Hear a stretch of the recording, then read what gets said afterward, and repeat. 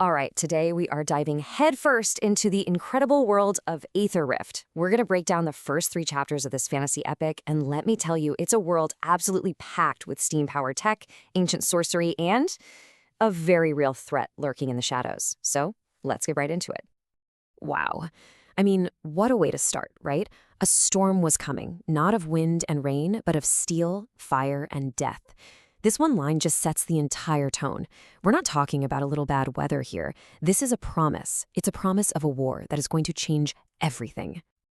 So, let's talk about the major players in this storm. The world of AetherRift is basically built on this massive clash between two great powers.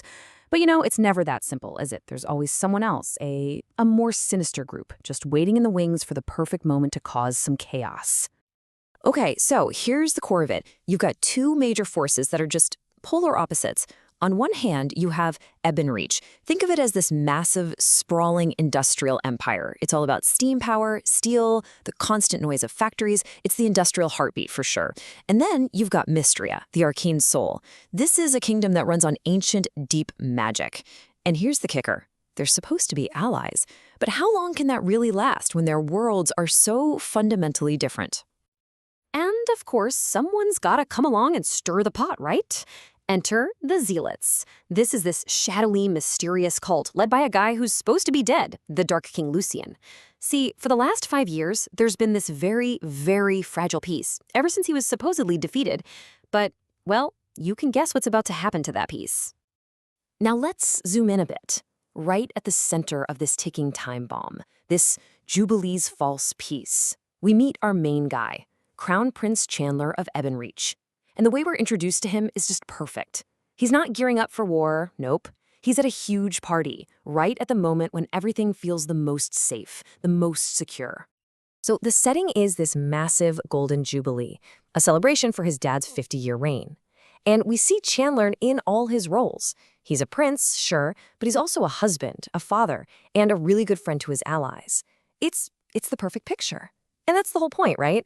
It's the picture-perfect life that is just about to be ripped to shreds. And then this happens. This is the moment everything pivots. Out on a balcony, a mysterious woman, we only know her as Sparrow, gives him this incredibly cryptic warning. An attack is imminent. The light will follow. Do not listen to its beckon. Okay, so an attack is coming. Scary enough. But what's that about the light? That part, that's the bit that really sends a shiver down your spine. And it doesn't take long for that warning to come true. The very next day, the celebration at the Jubilee, it becomes a bloodbath. The Dark King returns, and just like that, the kingdom is thrown into absolute chaos. Man, this whole sequence is just so fast and brutal. First, Lucian, the guy everyone thought was dead, just shows up, in the middle of the Colosseum. Then, bam, he executes King Tiberius, right in front of everyone. In that moment of horror and rage, something just snaps inside Chandler. This mysterious light power erupts from him, and he actually manages to hurt Lucian, forcing him to escape. Think about that. In the span of a few minutes, Chandler loses his father, his king, and discovers a power he never knew he had. His entire world is gone. Let's just stop on that number for a second. 50 years. That's how long King Tiberius was on the throne. We're talking about an entire generation that knew nothing but his rule, an entire era of stability for the whole empire. And Lucian just ended it in one single, public, violent act. This isn't just a son losing his father. This is a political earthquake. It creates this huge power vacuum, and chaos loves a vacuum.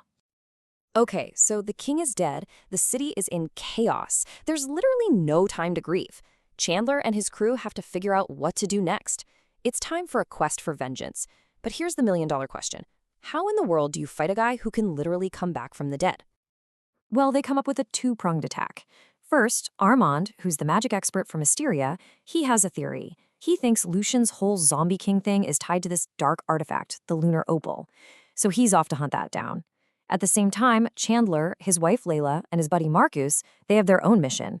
Find the legendary Sword of Ashes. They're hoping it's the key to unlocking this crazy new light power of his. And we're not talking about your average magic sword and a shiny rock here. The Sword of Ashes is directly connected to Chandler's family bloodline, and that power that just woke up inside him, it's personal. And the Lunar Opal, that could be the literal power source keeping the Dark King alive. So yeah, finding these two items isn't just a side quest, it's everything. It's the only way they can hope to turn this thing around. But of course, it's not going to be that easy, is it? As they set out on their quests, they find out pretty quick that there are new foes, and some alliances, well, they start looking a little shaky. Lucian, it turns out, might not be their only problem.